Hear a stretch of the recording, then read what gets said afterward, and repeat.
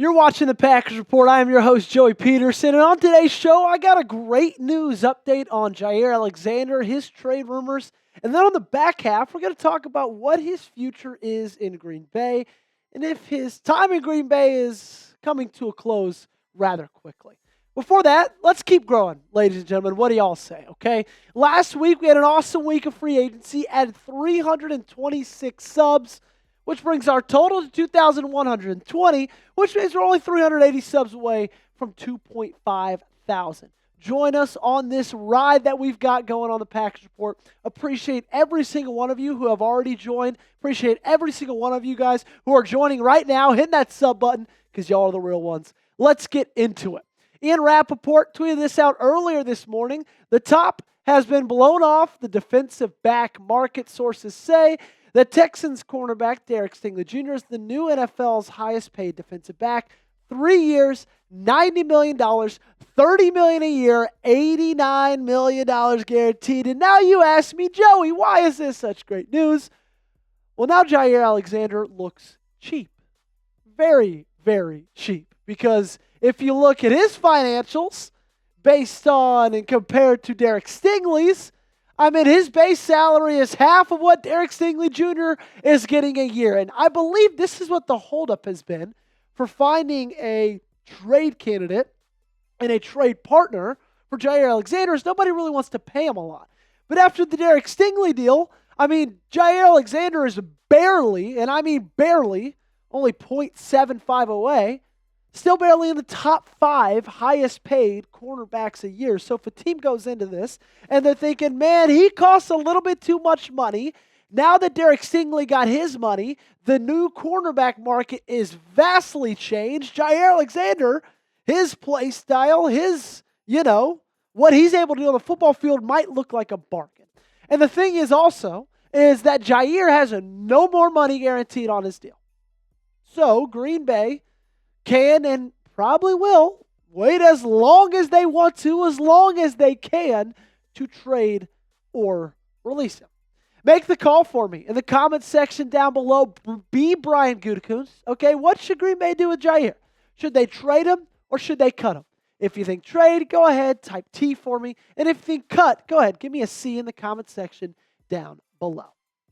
Let's take a look back at the numbers. If he is a pre-June 1st cut, Green Bay Packers save $6.84 million. If he's a post-June 1st cut, they would save $17.09 million, and in 2026, that is $18 million. So because of those numbers, I've got a feeling he's going to be a post-June 1st cut. Now, that doesn't mean that they're going to wait until after June 1st to cut him. That just means they'll tell him right now he can go sign with whoever he wants after he is, released as a post-June 1st release. But what that means is Green Bay can't do anything with that money until after June 1st. But the $11 million difference in the pre and post is a big difference in my opinion.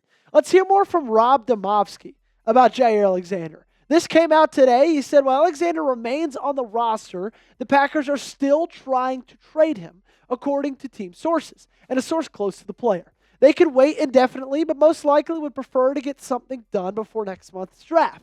One source said that the team has not approached Alexander about taking a pay cut, and that even if it did, he would not be willing to do so without a trading partner. The Packers would likely release him. So I think after that first week of free agency, and Green Bay didn't do anything with Jaire, right? The week came and went.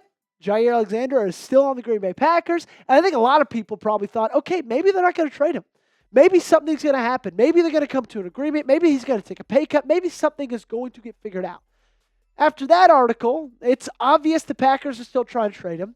They haven't even talked to him about taking a pay cut because they don't believe he's even interested in doing that. So because of those two things, I'm confident that Jaire Alexander is not a Packer in 2025. And I'm confident he's not a Packer come May. Okay, like the quote said right there, I really believe this is something that's going to happen before the draft because it needs to happen before the draft. You need to know going into the draft, hey, should we draft a cornerback in the first 2 rounds? Because if Jaire Alexander is gone, then yes, you should. Let's look at the next team odds, okay? Which teams are most likely to land Jaire Alexander? We've got 5 in that top 5 spot. New England at the top, then Las Vegas, Jacksonville, San Fran, and Pittsburgh. I'm a little surprised Baltimore isn't higher on this list given Jaire Alexander and Lamar Jackson's history together and their need for a corner. But that's also a team like the Green Bay Packers. They don't do much in free agency. And I think Jaire and his time with Green Bay has come to an end. I think it's a very mutual parting. I think he didn't really want to be there. I don't think Green Bay really wanted him there anymore, right? And if you look at this last year, how it's going to end, I think it paints a perfect picture of kind of how the relationship was. Lots of ups, lots of downs. All right, he injured his knee on October 27th. Then about a month and a half later, he practiced a full week. Many thought he was going to play, and then he was ruled out on Friday. He got arthroscopic knee surgery on New Year's Eve, and then January 13th in the locker cleanout room, that's the coveted, you know what? If I don't have anything good to say, I'm not going to say anything at all. So, in my opinion, it honestly seems that the Packers are more upset with his lack of playing while injured than the fact that he was just kept getting injured, okay? I think that Matt LaFleur, Jeff Hafley, the decision makers on this team, Brian Gutekunst, the decision makers on the defense, I think they saw Jaire Alexander, they saw the injuries he had, and I don't want to say they expected him to play through them, but I think a lot of times they saw him like, man, if he really wanted to, he could be out there playing right now. He's just not. I think that was very frustrating, especially the price tag that he had.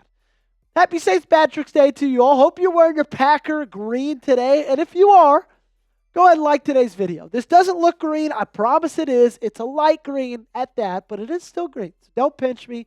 And instead of doing that, make sure to like the video. So Nate Hobbs was the signing last week, early on Monday. It's been about a week since the signing happened. 4-year, $48 million deal. But I still don't believe that solves the outside cornerback spot on this roster. Because Nate Hobbs, he's a great player. He's definitely more of a slot player. Lined up about 300 snaps, in the slot this year. So let's take a look at the top NFL free agents in terms of cornerbacks. Okay, you got Asante Samuel Jr., Stephon Gilmore, Rasul Douglas, Mike Hilton, Kendall Fuller, a lot of aging guys outside of Asante Samuel. And then you have Jeff Okudah, he's 26, Trey White, Shaquille Griffin, Ronald Darby. I wouldn't mind Kendall Fuller at all. I wouldn't mind Asante Samuel Jr., but he has just as much of a history of getting injured as Jaire Alexander does, and I don't think they're going to want to do that again. So I think Kendall Fuller, because he's just 1 year removed from having an all-pro season, and sure, he was injured this past season. I know what you're saying, Joey. Kendall's injured as well, but he just doesn't have the same history of consistent injuries like both Asante Samuel Jr. and Jaire Alexander have. So Kendall Fuller's a guy that I wouldn't mind on this roster in the slightest, but this is all kind of centered around the draft as well. This trade might take place, possibly will take place, probably will take place before April 24th.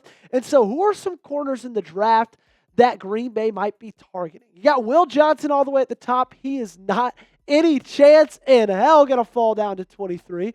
But then you got some really interesting names, from Benjamin Morrison all the way to Quincy Riley. I love A.Z. Thomas out of Florida State. Siobhan Revel Jr.'s a really interesting name, coming off a torn ACL. How is that going to How is that going to, impact his draft stock? I think Green Bay goes cornerback in the first 2 rounds. Jaire Alexander is going to be gone. You got a lot of slot corners. Keyshawn Nixon's going to be on this roster. Do they trust him to make that jump up to that cornerback 1, outside corner, press man corner role? I don't know if they do. Okay, and so I think because of that, Green Bay will go cornerback in the first 2 rounds. I don't know if it's going to be the first. I don't know if it's going to be the second. I think they're going to get to pick 23 and say, okay, who are the best players available? And, could be an edge rusher, could be a wide receiver, could be a corner. I think they'll pick one of those 3 positions in the first or second round. I think cornerback will definitely be one to go in the first 2. Who is it? Let me know in the comment section down below. Who's a cornerback that you want the Packers to land? Okay, whether it's in the draft, whether it's in free agency, give me a name right now. Thanks so much for watching, ladies and gentlemen. If you love the Packers, and if you love watching YouTube videos, if you love daily coverage, you found the right place to be. If you haven't yet, join us right now by hitting that sub button.